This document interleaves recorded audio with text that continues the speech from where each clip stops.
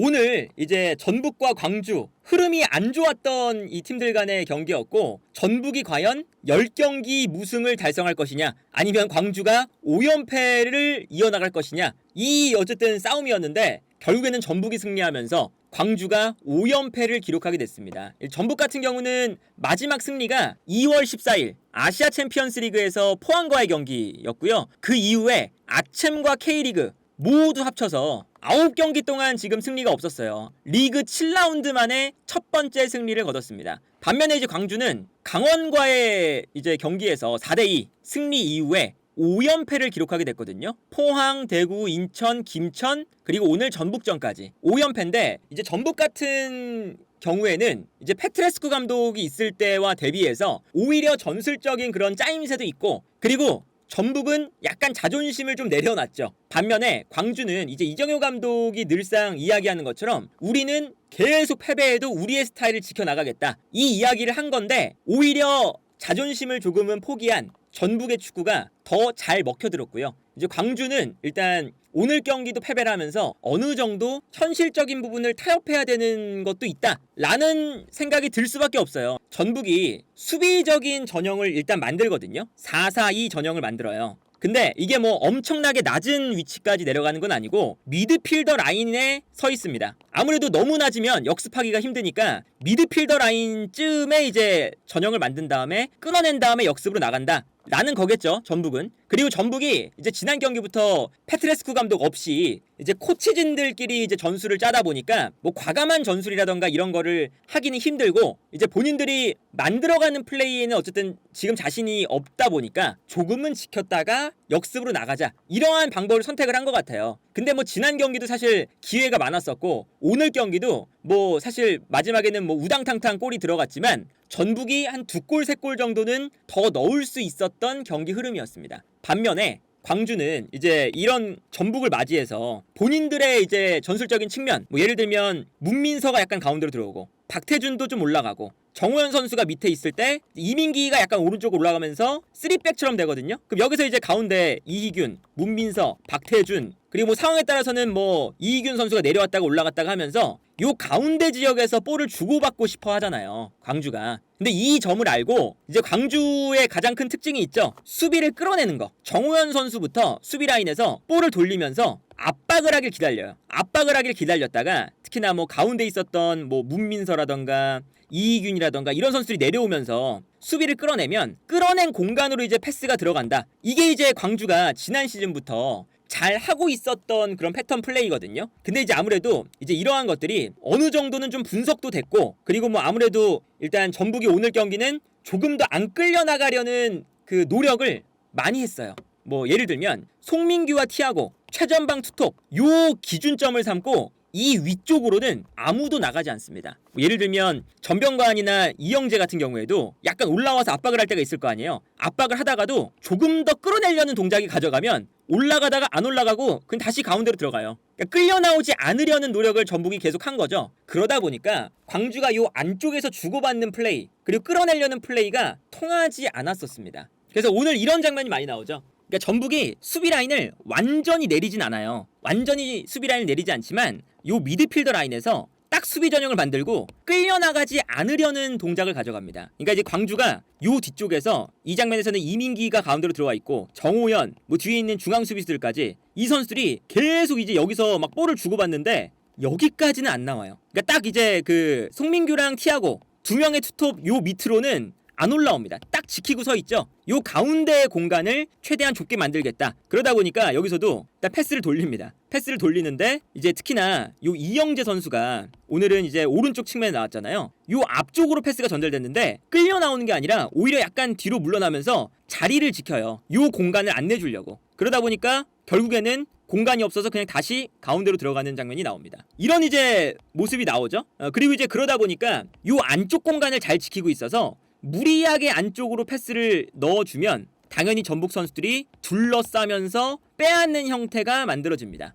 그래서 이제 여기서도 순간적으로 둘러싸면서 볼을 빼앗는 장면이 나오게 되는 거죠. 이 장면도 전북이 수비 라인이 그렇게 낮진 않아요. 딱 전형을 만들고 있죠. 여기서 광주가 계속 유인을 합니다. 누군가 끌려 나오면, 예를 들면 뭐 이영재가 끌려 나온다. 끌려 나오면 그 공간을 이제 우리가 좀 쓰고 싶다. 뭐 이런 건데 안 끌려 나오니까 자리를 지키고 있으니까 모두 요 공간 사이로 넣어주기가 매우 부담스러운 거예요. 그래서 반대편으로 볼을 돌립니다. 그러면 이제 반대편으로 이제 볼이 가는데 반대편에서도 이제 볼을 잡으면 안 끌려 나오죠. 오히려 지금 이제 약간은 요 오른쪽 측면에서 왼쪽에 있었던 전병관을 좀 끌어내려는 동작이었는데 전병관이 오히려 내려가요. 내려가면서 요 라인 사이를 최대한 지켜주려는 움직임을 가져갑니다. 반대로 이제 송민규가 좀 더 많이 뛰면서 왼쪽을 커버해주고 있죠.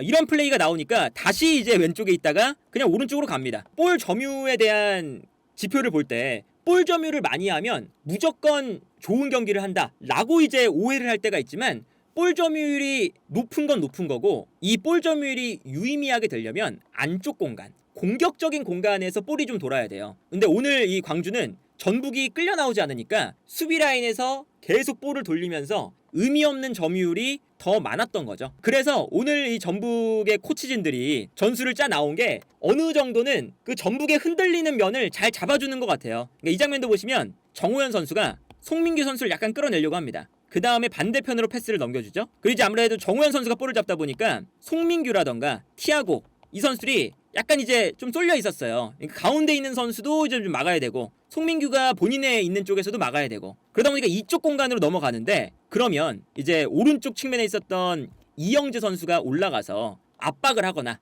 이런 게 돼야 되는 거잖아요. 그런데 여기서 이영재 선수가 달려나가는 게 아니라 끌려나가면 공간이 나오니까 오히려 약간 뒷걸음질 치는 게 나옵니다. 그러면 이제 여기서 광주가 끌려 나오게 만들려고 계속 이제 공간을 찾아 돌리는데 이영재가 뒷걸음질을 치니까 넣을 수 있는 공간이 없는 거예요. 그래서 이제 광주가 저렇게 하다가 가운데로 볼을 주거나 아니면 줄 곳이 없어서 약간 머뭇거릴 때 볼을 빼앗겨서 역습을 당하는 경우가 많았죠. 이제 이 장면은 이희균 선수가 답답하니까 공격수지만 내려와서 공격을 풀어주려고 합니다. 근데 내려와서 볼을 잡았을 때 좁은 공간에 선수가 있는데 이 공간으로 무리하게 패스를 줄 수가 없는 거예요. 그래서 줄 곳이 없으니까 약간 머뭇머뭇거립니다. 그러는 순간 이제 앞쪽에 있었던 티아고가 강하게 달려들고 여기서 이제 볼을 빼앗는데 성공을 하는 순간 전북은 빠르게 역습이 되는 거죠. 높은 지역에서. 그러니까 이게 전북도 오늘 그 수비 라인의 설정을 잘한 게 완전히 내려가는 게 아니라 어느 정도는 올라와서 수비를 했다는 게 전북은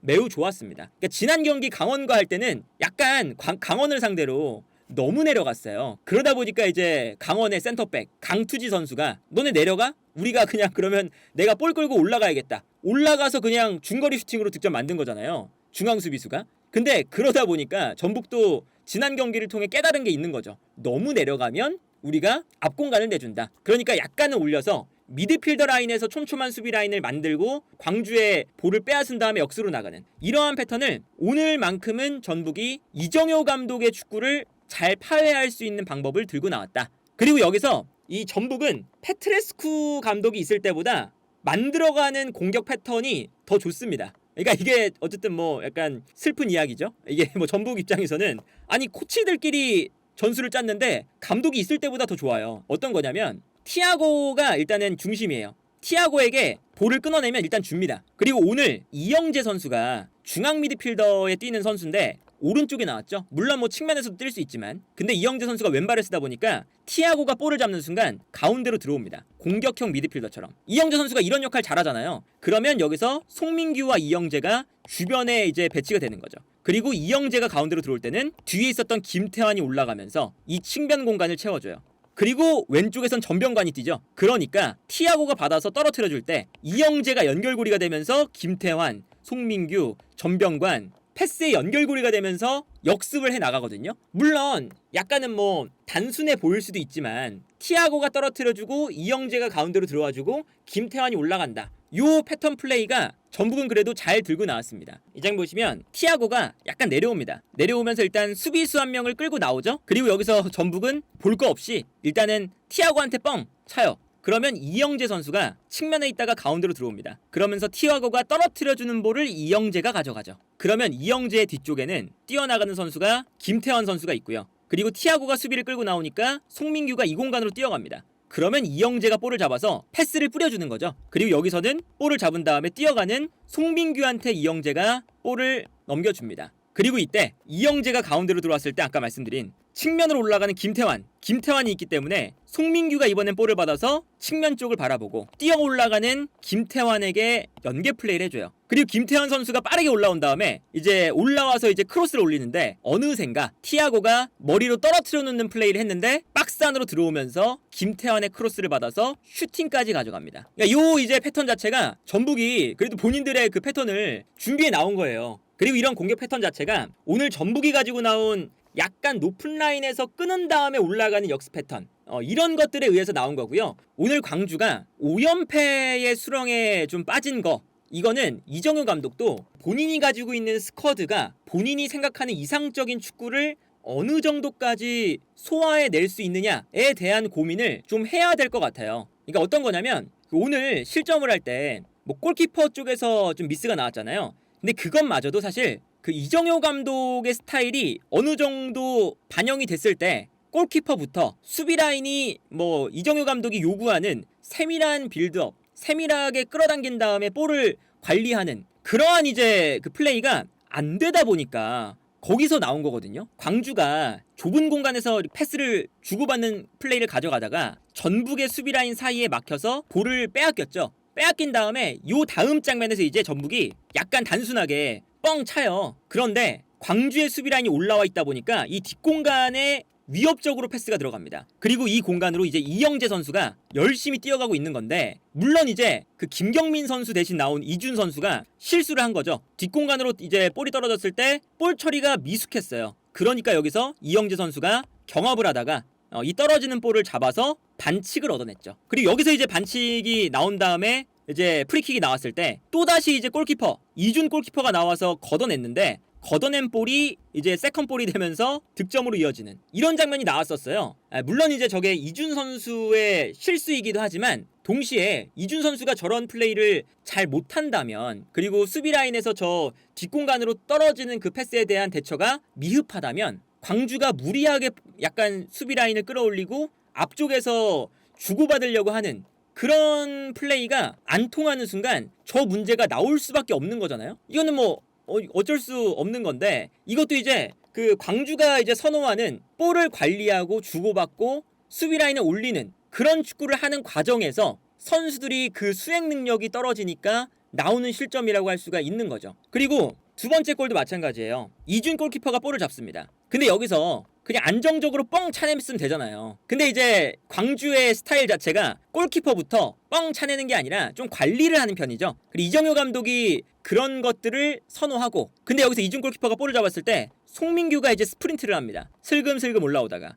근데 여기서 패스를 줄 곳이 없으니까 당황해서 한번 접어요. 접는 순간 송민규가 달려들면서 그리고 달려드는 것도 잘 달려들었죠. 한쪽 측면을 막아세우면서 달려들었거든요. 그러니까 여기서 이준 골키퍼가 볼을 빼앗겼고 빼앗기니까 비니시우스한테 패스 비니시우스가 다시 송민규가 편안하게 득점. 이 장면도 사실 이정효 감독의 스타일이 아니라 그냥 단순하게 골키퍼가 걷어내는 거를 선호하는 감독이었다면 저런 실점이 안 나왔겠죠. 이것도 사실은 뭐 선수 탓도 할 수가 있지만 전체적으로는 이정효 감독의 이 축구의 스타일, 선호하는 이상향 이런 것들에 대해서 지금 광주의 선수들이 100% 수행하는 수행 능력이 부족하다는 게 너무 눈에 보이거든요. 근데 그렇다면 이제 이정효 감독도 본인이 가지고 있는 이 스쿼드 내에서 내가 좋아하는 축구를 할 수 있는 만큼이 어느 정도인가 100% 이 내 축구를 하기에는 우리 선수들에 대한 그 수행 능력이 부족하기 때문에 어떤 것들은 좀 포기하고 가고 전체적인 부분들 중에서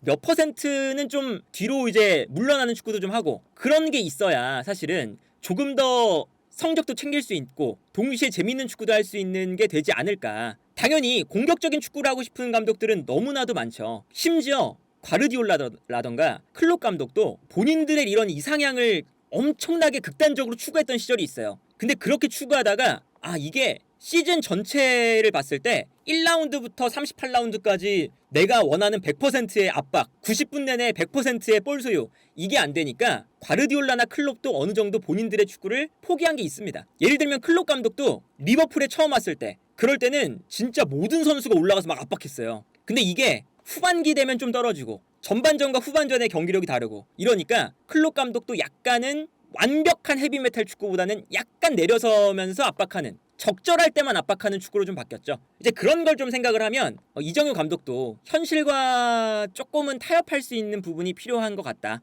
뭐 이정효 감독도 이제 시험 무대가 또 되는 것 같아요. 여기서 이제 어느 정도의 위험함을 보여줄 수 있을지, 아니면 이제 본인의 축구를 계속 이어나가면서 다시 증명할 수 있을지, 뭐 어떤 상황이든 이 분위기를 이겨낼 수 있는 그런 능력을 보여준다면 이정효 감독도 한층 더 이제 더 좋은 감독으로 올라갈 수 있는, 일단은 뭐 이정효 감독이 뭐 지난 시즌까지만 보여준 축구만 놓고 봐도 다른 K리그 감독들과는 정말 궤를 달리하는, 그리고 그런 이제 만들어가는 축구에 광주가 스쿼드가 안 좋음에도 불구하고 지난 시즌 해냈기 때문에 이 전술적인 능력은 당연히 인정을 받아야 되거든요. 근데 어쨌든 지금 현재 상태는 매우 좋지 않다. 그리고 이제 어쨌든 이정효 감독은 5연패, 전북은 그래도 첫 승을 거두면서 새로운 감독이 오기 전에 분위기 반전 정도는 전북은 그래도 한 것 같다.